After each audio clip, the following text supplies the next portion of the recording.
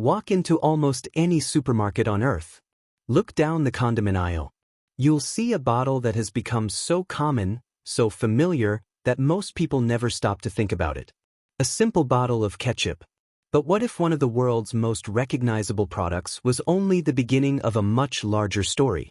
A story about wealth, power, politics, influence, and a family dynasty that quietly embedded itself into the fabric of American history. Most people know Heinz as a food company. Few know the extraordinary fortune it created. Even fewer know how that fortune would eventually connect to senators, presidents, billion-dollar networks, and one of America's most influential political circles. Thank you very much for your support. Before we dive into the main story, please kindly follow our page, like, comment, and share. Also subscribe to our YouTube channel and click on the bell notification button for more interesting video like this. The story begins long before modern supermarkets, long before television, long before the United States became a global superpower. To understand the Heinz Dynasty, we must travel back to a period historians call the Gilded Age. And once you understand that era, you'll understand how fortunes were truly built in America. The year is 1870. America is changing faster than ever before. Railroads stretch across the continent. Factories rise from city skylines. Millions of immigrants arrive seeking opportunity. Industrialization transforms nearly every aspect of daily life. For some Americans, this period represented hope. For others, it represented chaos. The nation was becoming wealthier, but it was also becoming more unequal. A handful of powerful individuals began accumulating fortunes so enormous they seemed almost unimaginable. Names like Rockefeller, Carnegie, Morgan, Vanderbilt. These men would become legends. But while the public focused on oil, steel, banking, and railroads, a different empire was quietly taking shape. An empire built not from oil wells, not from steel mills, but from something every household needed: food. Today, most people assume food products are safe. But in the 19th century, that wasn't always true. Food contamination was common. Standards were inconsistent. Consumers often had no idea what they were actually buying. Manufacturers routinely used questionable ingredients. Some products were diluted. Others were mislabeled. Some were outright dangerous. Trust was scarce. And that created an opportunity. A young entrepreneur named Henry John Heinz saw something others missed. He realized people weren't just buying food. They were buying confidence. They wanted honesty, reliability, transparency. At a time when many companies hid their products in opaque containers, Heinz did something revolutionary. He used clear glass bottles. Customers could see exactly what they were purchasing. It sounds simple today, but at the time, it was a radical business decision. The message was powerful. We have nothing to hide. And consumers responded. Henry J. Heinz was not born into extraordinary wealth. Like many entrepreneurs of his era, he faced setbacks, failures, financial difficulties. At one point, his early business collapsed. For many people, that would have been the end. But Heinz refused to quit. Instead, he learned from the failure. He studied consumer behavior. He improved production methods. He developed a stronger vision. And slowly, he began rebuilding. What separated Heinz from many competitors wasn't simply the product. It was branding. Long before social media, long before television commercials, long before digital marketing, he understood something fundamental. People don't buy products. They buy stories. They buy trust. They buy identities. And Heinz was becoming a master storyteller. Then came one of the most famous marketing campaigns in history. 57 varieties. The slogan appeared everywhere. On bottles, advertisements, signs, packaging. There was only one problem. The number wasn't entirely based on the company's actual product count. Heinz simply liked the number. It sounded memorable, distinctive, trustworthy, and it worked. The slogan became legendary. Even today, generations later, people still recognize it. This wasn't merely marketing. It was psychological branding before the term even existed. The Heinz name was becoming bigger than the products themselves. It was becoming a symbol. And symbols create power. As the company expanded, so did the fortune. Factories multiplied. Distribution networks spread. International markets opened. The Heinz brand crossed borders. What began as a local business transformed into a global enterprise. Money flowed in at astonishing levels. But something important was happening behind the scenes. The family's wealth wasn't just growing. It was becoming institutional. This is where many fortunes disappear. The first generation builds wealth. The second generation spends it. The third generation loses it. But the Heinz family had different plans. They intended to build a dynasty. And dynasties think differently. They think in decades, generations, centuries. When people study America's great fortunes, they often focus on money. But money alone rarely explains success. The true lesson of the Gilded Age is influence. Influence creates opportunity. Opportunity creates power. Power creates legacy. The great dynasties understood this. Rockefeller understood it. Carnegie understood it. Morgan understood it. And Heinz understood it. The ketchup bottle wasn't merely a product. It was the foundation of something larger. A network. A reputation. A family identity that would survive long after its founder was gone. Here's where the story becomes fascinating. Most Americans think the Heinz Dynasty is a business story. But that's only the first chapter. The real story begins when the family starts moving beyond food. Into philanthropy. Into public institutions. Into politics. Into elite power circles. The ketchup empire would eventually influence places far removed from grocery store shelves. And that influence would shape future generations in ways Henry Heinz could never have imagined. By the early 20th century, Heinz had become one of the most trusted names in America. The fortune was secure. The company was thriving. The dynasty was growing. But wealth creates a new challenge. How do you preserve power after the founder is gone? How do you ensure future generations remain influential? And what happens when a family fortune begins crossing into the world of politics? Because in the next chapter, the Heinz dynasty leaves the factory floor behind and enters the corridors of power. Do you think America's greatest fortunes were built through innovation alone? Or through something much bigger? From ketchup kings to political power, we uncovered how a struggling entrepreneur named Henry Heinz built one of the most recognizable food empires in history. A simple bottle of ketchup became the foundation of a fortune worth billions. But the real question was never how the money was made. The real question was what happened after the money arrived. Because history has shown us something fascinating. Fortunes come and go. But dynasties endure. And the Heinz family was about to discover the difference between being rich and being powerful. Most wealthy families disappear within 3 generations. Historians have observed the pattern repeatedly. One generation builds. The next preserves. The third spends. Then the fortune vanishes.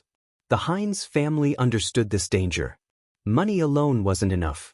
To survive across generations, a dynasty needed institutions, influence, connections, and most importantly, respectability.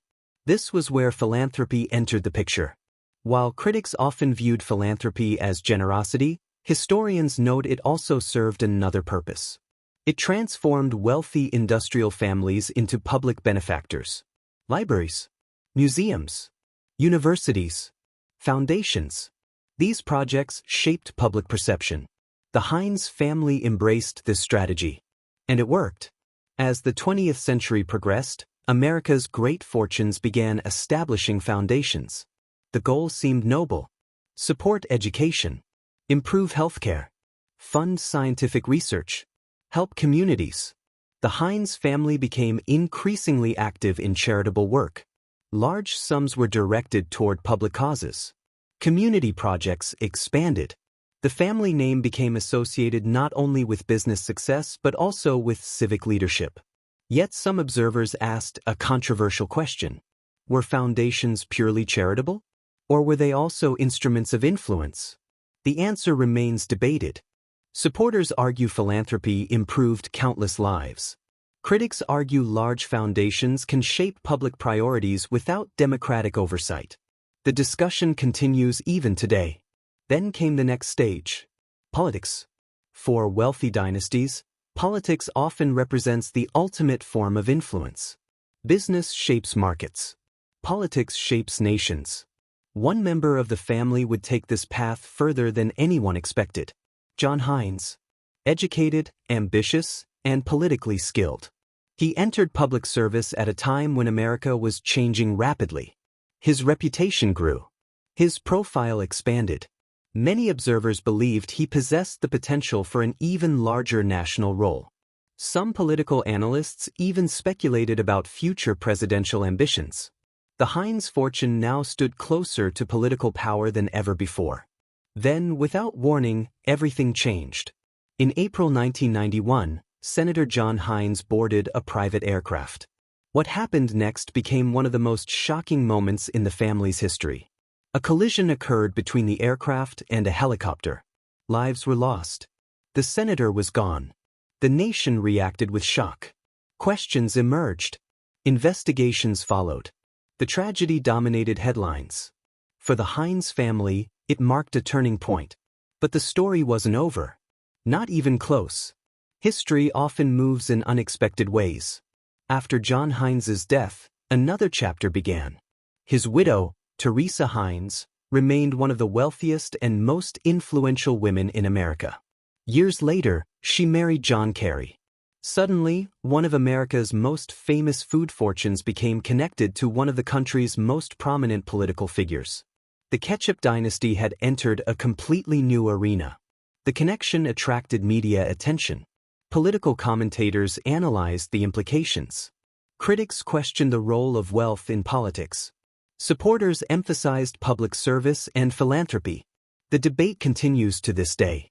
Here's the hidden fact most people miss. The Heinz dynasty was never simply about ketchup. The ketchup was the vehicle. The real story was influence. Influence built through business. Expanded through philanthropy.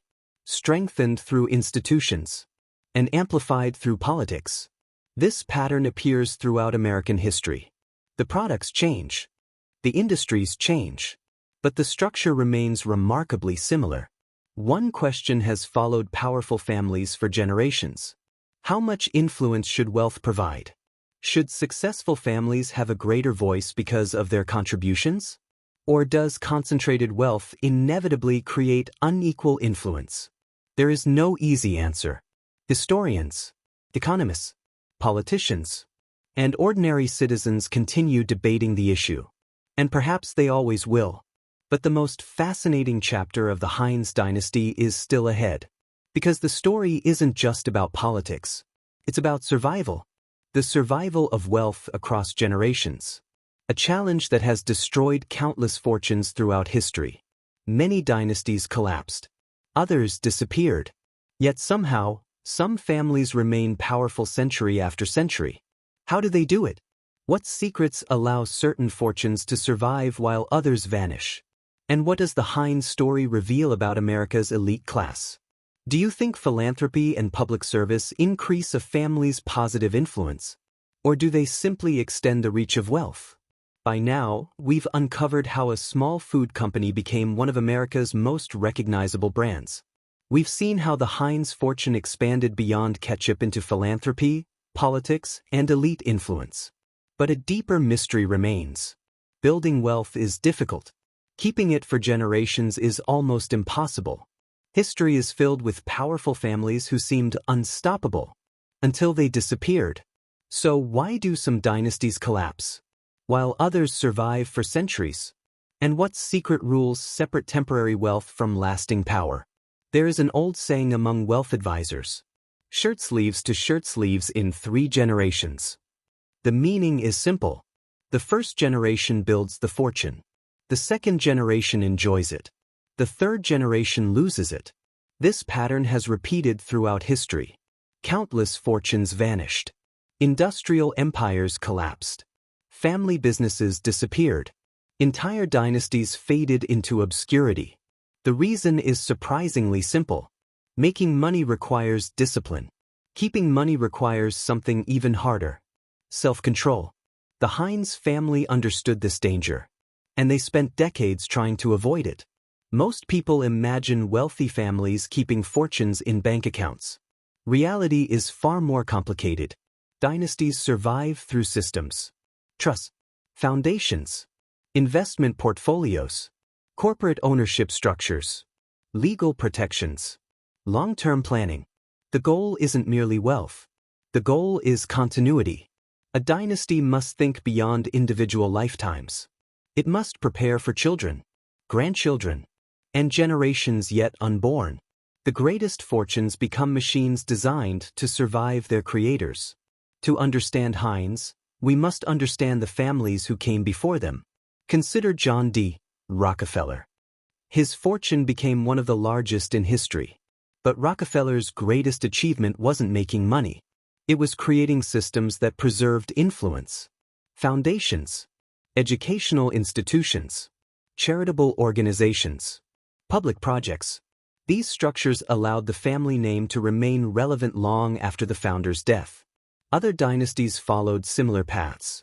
The Heinz family observed these examples carefully, because every dynasty studies other dynasties. Most influence is invisible. The public sees products, advertisements, brands, but behind the scenes exist networks, business leaders, political figures, philanthropic organizations, universities, think tanks, corporate boards. The most powerful dynasties rarely dominate headlines. Instead, they quietly build relationships that last decades. The Heinz family became part of this world. Not because of ketchup, because of what ketchup made possible: influence, connections. And in America, connections often become a form of power. As decades passed, the business landscape changed dramatically. Competition intensified. Globalization accelerated. Corporate mergers transformed industries. The food business became increasingly dominated by multinational giants. The Heinz empire faced a difficult challenge: adapt or risk becoming irrelevant. Major business decisions reshaped the company. Ownership structures evolved. Executives changed. Markets expanded. The family that built the empire gradually became less involved in day-to-day operations. This transformation reflected a broader trend. Many dynasties eventually shift from direct control to strategic influence. Here's the hidden fact most people never realize. The greatest dynasties rarely measure success in years. They measure success in generations. A corporation thinks about quarterly earnings. A dynasty thinks about legacy. This difference changes everything. It influences investments, politics, philanthropy, education, and even marriage. The longer the timeline, the different the strategy. Critics argue dynasties create unequal influence. They believe concentrated wealth can shape institutions for generations. Supporters argue successful families simply preserve what they earned. The debate remains unresolved. Should society celebrate dynasties? Fear them? Or simply accept them as part of history? There is no universal answer. And perhaps that's why the topic remains so fascinating. But the biggest transformation in the Heinz story was still coming. Because the 21st century would bring something no dynasty could fully control: globalization, mega mergers, and billion-dollar deals that would reshape the entire food industry. The company Henry Heinz built was about to become part of a much larger corporate empire. And the question was no longer whether the dynasty would survive. The question was whether the family could maintain influence after losing direct control. Comment below. Do you think family dynasties strengthen society through long-term vision, or concentrate too much power in too few hands? Subscribe now, because Part 2 uncovers the billion-dollar mergers, corporate battles, and modern transformation of the Heinz empire, and reveals whether the dynasty still holds power today. If you inherited a billion-dollar family fortune, would you use it for business, politics, philanthropy, or something else entirely? Thank you for watching. For more videos like this, please follow our page, like, comment and share. Also subscribe to our YouTube channel for more interesting historic fact videos.